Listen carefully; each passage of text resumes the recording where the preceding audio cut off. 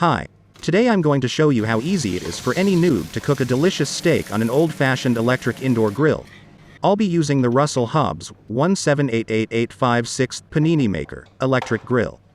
Start by taking the steak meat out of the fridge. The better quality steak meat you buy, the more delicious it will be. The first important thing is that the meat needs to warm up to room temperature before cooking. That is why I usually take it out of the fridge before cooking.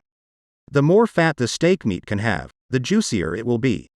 You can always read on the packaging how long the meat needs to cook, just stick to that during the cooking process.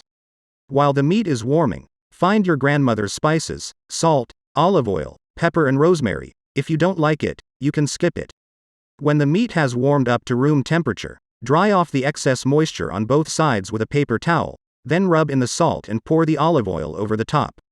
Massage it all into the meat and do the same with the other side. Sprinkle a little pepper on top.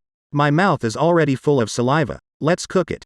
Close and turn on the grandmother's electric grill. It's important to turn it off a few times for about 1 to 2 minutes so that the whole body of grill warms up evenly.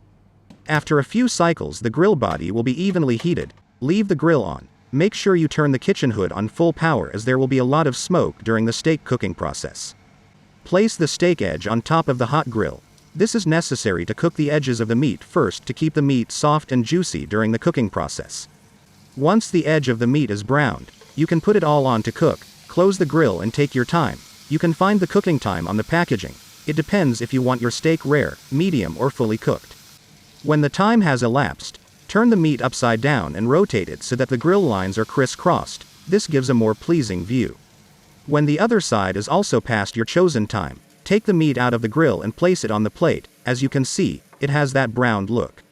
The meat should slowly settle for about 4 minutes, so that all the juices inside will calm down. Once the meat has rested, it can be sliced and enjoyed with your favorite salad and barbecue sauce. The meat is soft and juicy. It really was that easy. I hope this video made you go to the fridge to pick up something tasty. I hope you will try cooking a delicious steak at home. Bon appétit and thank you for watching the video. Next time I'll show you how to clean grandma's electric grill easily and without expensive chemicals.